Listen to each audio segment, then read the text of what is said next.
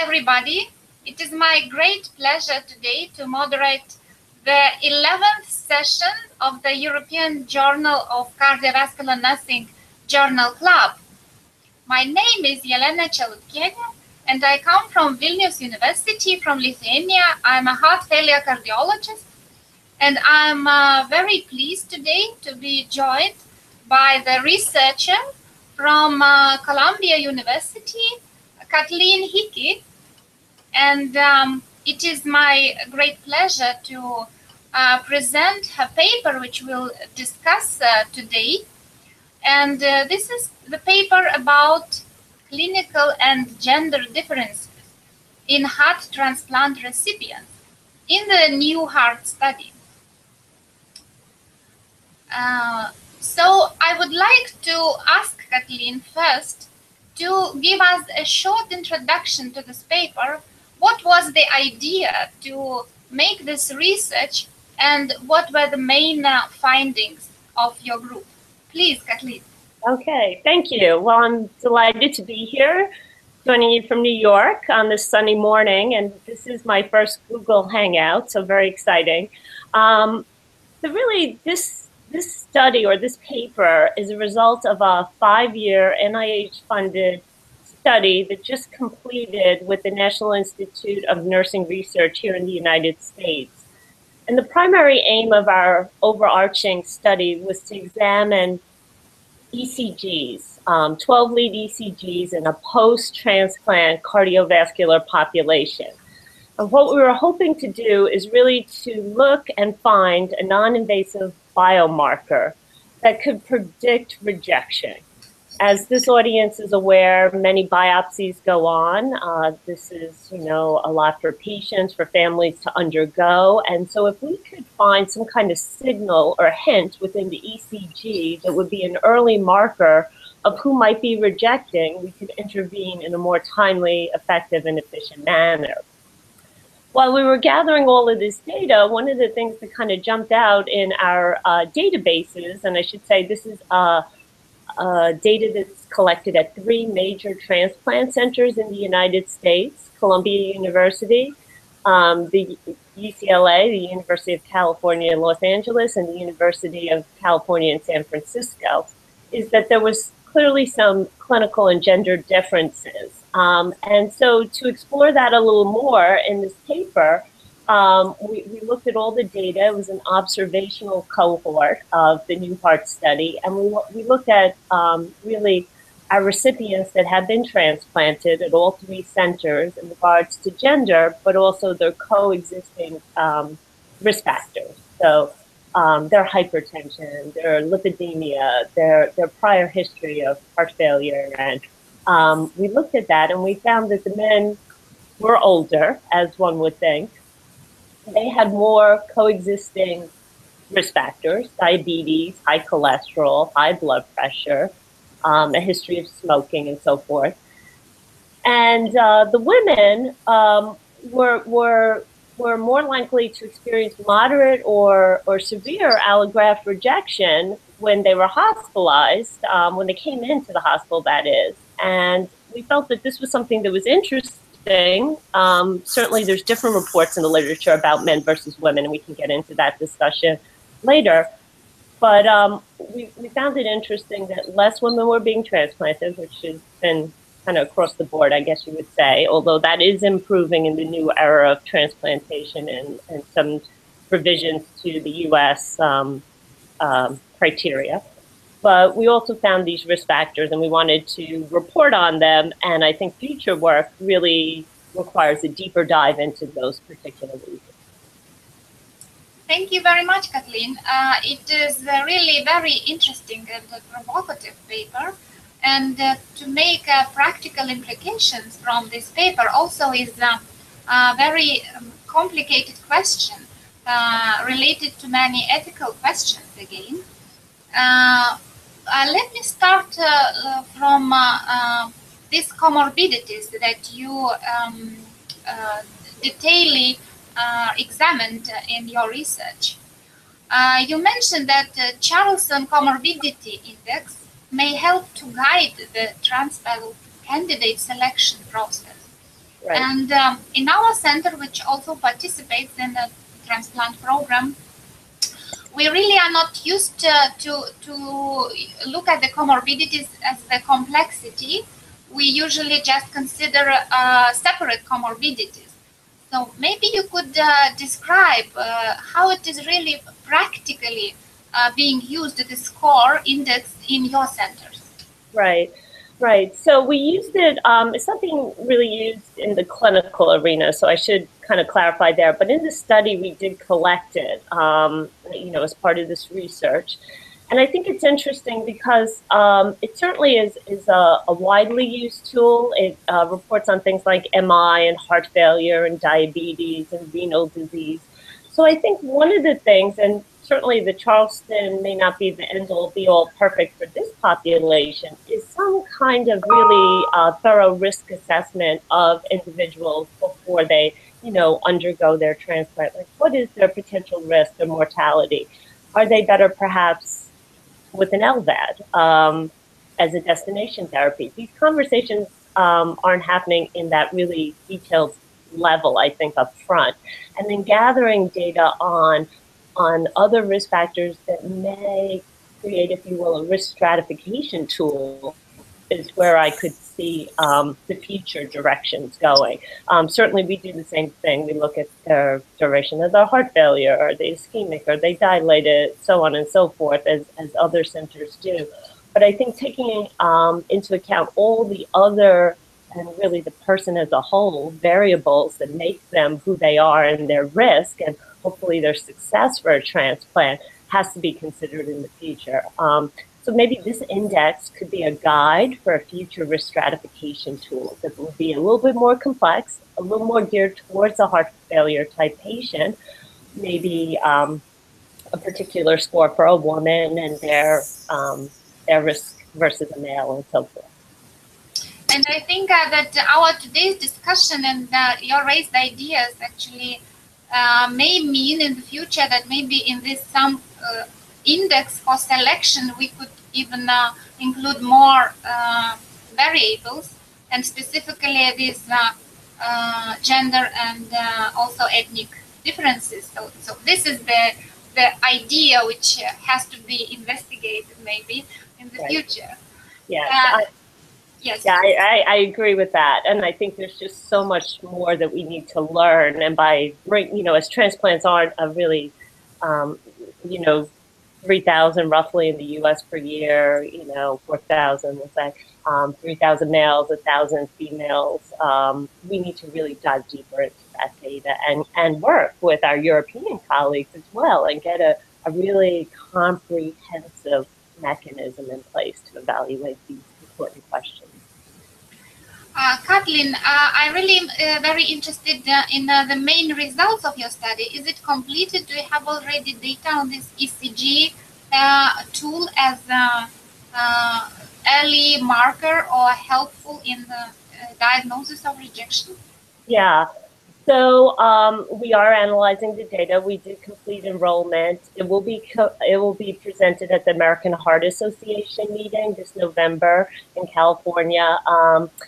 I guess I can give a preview. We're writing the paper, but the ECG did not really pan out to showing significant predictive value in the sense of the QT or the QTT. Now, that being said, I think what's visible to our naked eye may not be what we need to do. We might need to be using more sophisticated ECG analysis, digital processes where we use computer algorithms, and also looking at T-wave, which is something that we're starting to explore in regards to if that might be a predictor and help us. So the QT, QTC on a 12-lead EKG, not as we had hoped. Remember, this study was conceived and implemented about 5 years ago, so a lot has changed since then, and a lot of more sophistication with our algorithms and our software and what we can do with a digitalized ECG has been developed. So I think there's a lot more to do there. We do have all our ECG stored in a database. We are partnering with actually experts in Europe to start to digitalize those ECGs. but they did come from 3 very different centers. So part of the challenge is, getting them on a platform there that we can start to dive deeper into that. So we are really with excitement, we'll wait for your announcement of your results in AHA sessions. It's very interesting. Yeah. Was it difficult to conduct this study? And do the patient have to give a separate informed consent for that, or do you have some universal informed consent from patients undergoing transplantation? Right. So yeah, the study, this was a separate IRB consent form that the patients had to sign. And so this was a separate data collection. It was challenging. As you know, this population has a lot going on with their medication, their hospitalizations, the psychosocial support that they need, and so forth. So what they signed consent for was to be followed by each of our 3 centers for 6 months. They went home with an ECG monitoring device, and we asked them to do it daily. It was kind of very simple to, well, I wouldn't say simple, but, with some training and family support, mechanism where they would apply it to their chest and we could get a single channel recording. There's certainly challenges there, incision line, staples in the chest, people being overwhelmed with everything that's going on as they're discharged from the hospital to the home environment, and then have to kind of, start taking all their medications and kind of acclimate back to their usual life. Collecting the 12 leads was not as challenging because that was part of their usual clinical care and their visits. So a lot of the variables were housed in each of our individual electronic medical records in regards to medication, immunosuppressive agents, so on and so forth. But there's 2 arms of the study. One was collecting the 12 lead EKGs, and one was this single channel recording device, which was quite challenging and noisy at times because of just, an individual capturing it versus a trained healthcare professional. But, I think it was valuable to do. I'm excited that we had such a huge volume of 12 lead EKGs to actually look at in a database and then correlate with a lot of the clinical variables. So I think there's a lot more research and papers to come out of this work, in particular in regards to the biopsy data and the AlloMap data set and the ECG findings. So, did you find many technical difficulties and many technical errors during recording this ECG from these home devices? Or yeah. And do you think that it is suitable, let's say, for also other kind of monitoring, this particular device? Right. So we used this device that was developed in Israel. It was a little bit bulky. I'd describe it almost like the size of a brick. It had some silver prongs and some ECG recording leads. So a little complex, I think, for a patient to do in their home environment.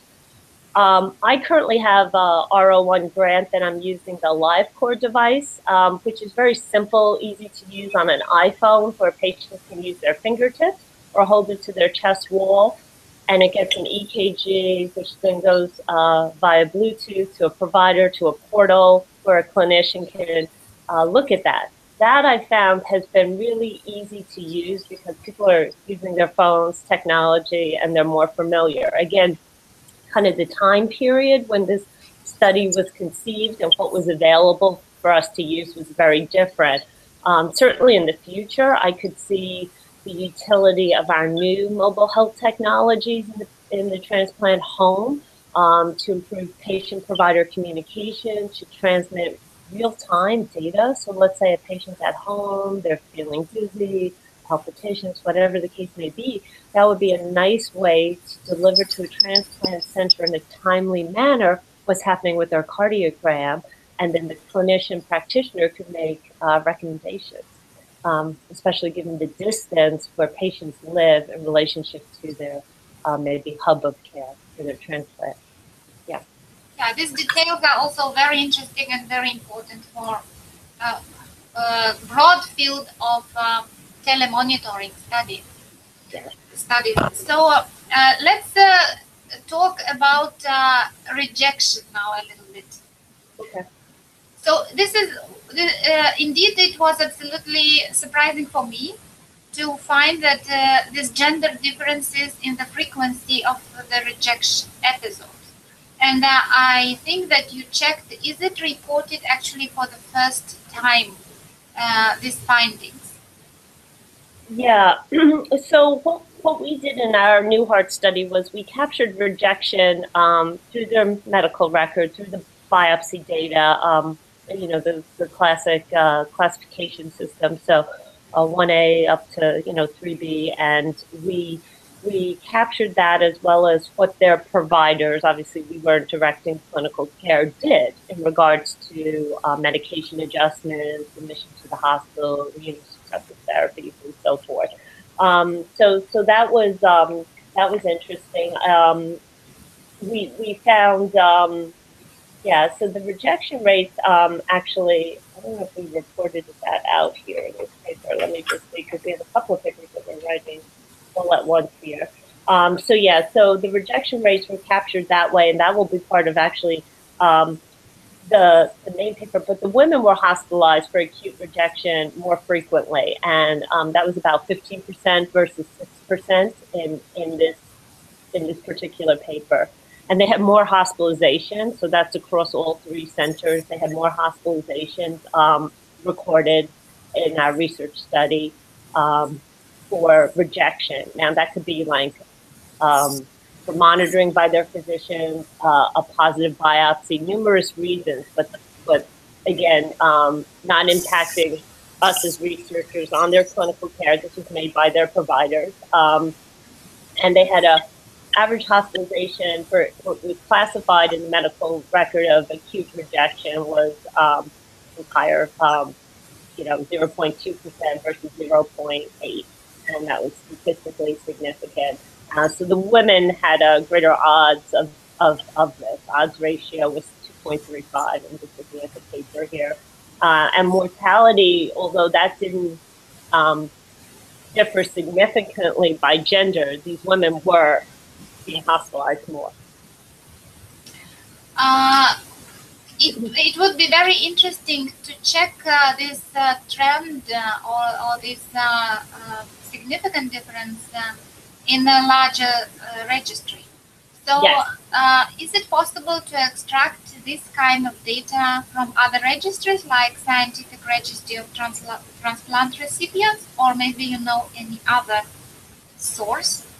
Yeah, no, that's a great question, and that is something that could be extracted. It does require a whole process, you know, of submitting a request and which variables and so forth. But it'd be, as far as the scientific registry for the heart data, you could in fact pull out variables, gender being one of them, and create, if you will, a query of what you want to do. Does require a process of approval and so forth, but I think that would be very interesting to do in the future. We haven't done that, and compare it to our results as well as others published in the literature in Europe and throughout the U.S.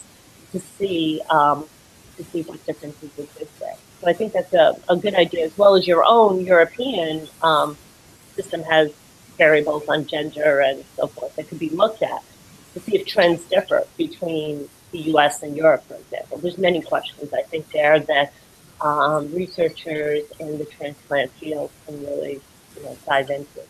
Yeah, absolutely. And next related question is, can we also, because we need to adjust, I think, to this frequency of rejection to many variables, such as sensitization, donor-recipient cross-matching, regimens of immunosuppression, dosage, and also success of rejection treatment, maybe for analyzing this morbidity and mortality of this patient. So according to your knowledge, are these data available from your study and also from SRTR registry database? Right, so some of that is available from our study as well as from the main database. So we do have information on their line therapy, their medication, their immunosuppressive. But remember, that wasn't the main, it's in there. You have to take it with a grain of salt. If practitioners were making adjustments and it wasn't clearly documented, you might miss that. So I think, if I were to think out loud for a moment, I would design something that's prospective, that will partner with the database, that will partner with particular centers and really systematically collect data on, let's say, gender and all these specific things you mentioned in a prospective, comprehensive way as to ensure the accuracy and applicability then to making recommendations in the future. I know up in Canada, I believe I read a paper not too long ago, women are being prioritized, on the transplant list because of these differences that exist, sensitization and smaller body size and so forth. Yeah. This is a great idea. Yeah. It is interesting how difficult they are to be realized. Really. Yes, yes. So I'm, this might be a, I guess, thinking out loud, a multi-centered, type of investigation with the commitment of multiple transplant centers and investigators who really want to answer the question and contribute and design, I think, upfront, prospectively, a comprehensive way of doing this so that none of the key elements are missed along the way or variables are missing and so forth. Yeah.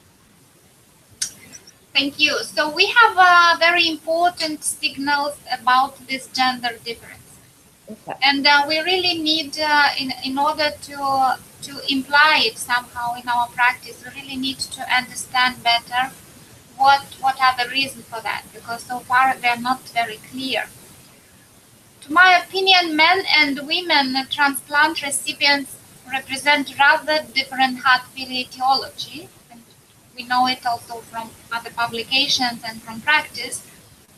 And therefore, probably it is quite a different profile and also cause of the disease. What is apparent in the age difference between men and women in your study, and these different comorbidity indices, which should be related also to the causes of heart failure. So, is it possible first to analyze in the New Heart or transplant registry or some other databases for these more detailed causes of heart failure? Because in women, we have to consider how many familial cardiomyopathies, how many toxic cardiomyopathies, partly due to oncology treatment, how many genetic disease in cardiomyopathy, how many myocarditis and peripartum cardiomyopathies were included in the study, because this possibly can be associated with mortality before transplantation and also rejection episode after transplantation. Right. Yeah, I completely agree. Men being more ischemic, women later presentation of the heart failure, all of these things are very important. The etiology of women with a dilated postpartum cardiomyopathy. It's usually, unfortunately in this study it was a small number, but the etiology a lot of times was idiopathic or unknown, how it's documented. So I think even just starting there with kind of honing in on those very critical elements. Or if you look at the database, some women are too sick to get transplanted. What does that mean? And what are those factors? And so I think we have to take a step back to move forward and really look at those carefully. Is it because they're not being properly worked up? Their symptoms are being ignored when they present, so on and so forth. I think that really has to be looked at carefully. And I agree with your comments there. Yeah, it's critically needed. So, and as we already discussed a little bit, I like your statement that there is a clear need for prospective cohort and registry beyond the UNOS registry. Right. And could you please comment more on that? Actually, what spectrum of data should we include more in our registries on transplantation? Right.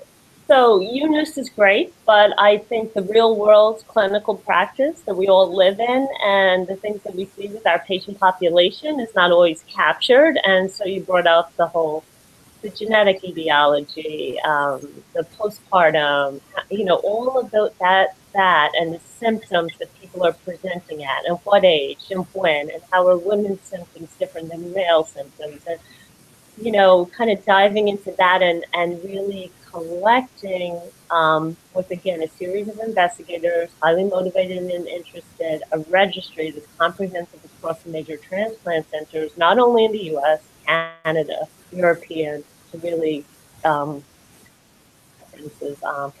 types of ads put in, types of ICDs, even if they have an ICD or not. Are they dying prematurely because of ventricular arrhythmias? There's so many layers upon layers that I think we haven't even begun to get there yet. And the only way to do it is with thought leaders in the field, getting together, having a committed task force to do that and really drive it forward.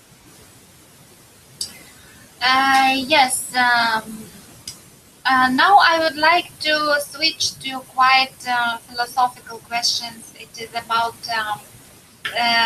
what could be the reason of this gender difference, of this what is the different with us women compared to men, and do you think that your results somehow as related to this general trends that told women are less represented in clinical studies at all? And there are some signals from several studies, cardiovascular studies, that women are less adherent to medications. And why do you think that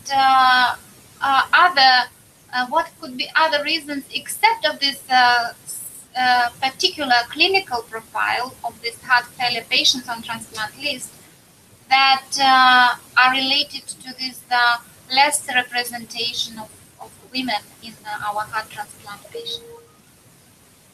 Right. So it is a philosophical question, but certainly I'm kind of talking from my own experience and some self-reports from individuals. Women are busy. They're raising their families. They're often working as well as their spouse or significant other. Some are single moms. They have a lot of other priorities that just take into account in their daily lives. The medication thing is interesting. I think they are, and again, this is my population in New York, they're adherent, but sometimes forget because of all of these other daily responsibilities. They may not get to the pharmacist to renew the medication because they had to pick up their children from childcare. I mean, these are just real world events that are happening. I think their symptoms many times may not be completely evaluated by the providers when they first present. And so just like in the setting of an acute MI or other cardiac electrophysiology with a syncopal episode may not be worked up in the same manner. They may not see a cardiologist till later in life, whereas men, because of their coexisting comorbidities and heart disease and already plugged into a system, so the evaluation process might happen and therefore they get listed and it just moves on, where because the age of women presenting later in life just may take a while longer, and then unfortunately adverse events happen while they're waiting to get their workup or listed and so forth. Those are just some of the thoughts I have about that. So you see a lot of actually psychological basis of women nature for that. That it seems that women may be less focused on self-care, on their health status, that they more dedicated to families and not to themselves. Yeah, some of the younger women, and I mean, they're definitely, they care about their health, but, if it's a choice between the children and them, they're going to, sometimes do what they need to do for the family first and say, oh, I'll get to that appointment for myself next week, next month, and the time clock gets shifted backwards. So I think that's just a real world observation I've seen in regards to women with heart failure, but also even some of the people I care for with defibrillators who are maybe in a stable heart failure status, but some of their day-to-day regimen of appointments or follow-up checks are pushed off, and that can really get them into trouble. Do you think that we have also some physicians' bias when physicians deal with the female? That there really some kind of some room for some kind of discrimination, that physicians are less keen to give the whole possible treatment to women patients. Yeah, I do think there are some biases there. I think there are probably, you know, a variety of reasons in some physicians, not in others, but I don't think that there's that that keen tuning in on a woman's body and her symptoms, which can be completely different than a male presentation in our standard clinical practice. I don't think it's intentional, of course, on the physician's part, but probing or answering other questions. Let's think about acute MI for a minute and women's symptoms being very different, which can be jaw and back pain and so forth, compared to the very classic crushing chest pain down the left arm in a male. And, you know, just I think that awareness has to be worked on. I mean, there's definitely room for improvement, I think, across the board in that area for women and how their symptoms are evaluated, and recognizing the presentation in many areas of cardiovascular may be very, very different. You see, Kathleen, that your publication really raises a lot of questions, and very important questions, and need for further studies and maybe modification of UNOS registry, and with more insights in these gender differences in transplant patients. And before we finish, I would like to ask you the last question.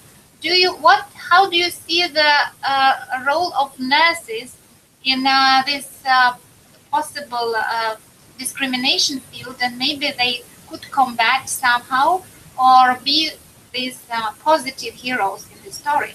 Yes. Yeah, I definitely think, you know, being a nurse practitioner myself for over 25 years, we're on the front lines, we're the boots on the ground. I love my physician colleagues, they're fabulous, but sometimes when they walk out of the room, I hear things that the patient just isn't comfortable or didn't think it was a big deal, to mention how short of breath they were when they walked up a hill, so on and so forth.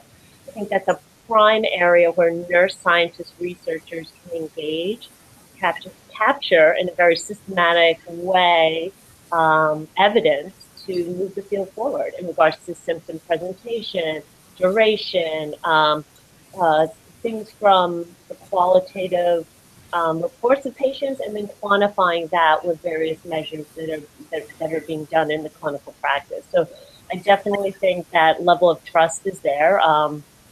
You know, nurses are one of the most trusted professionals, and I think there's a lot of sharing that goes on with the nurse practitioner, nurse scientists in the room that could be very rich data that could inform how we move this field forward.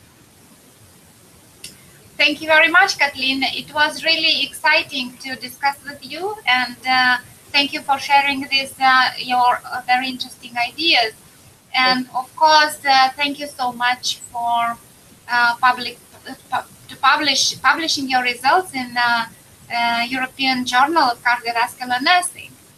I think that we will see your presentation of new heart study soon in America, and thanks again. Thank you to everybody who listened to us, and we wait for everybody in the next journal session.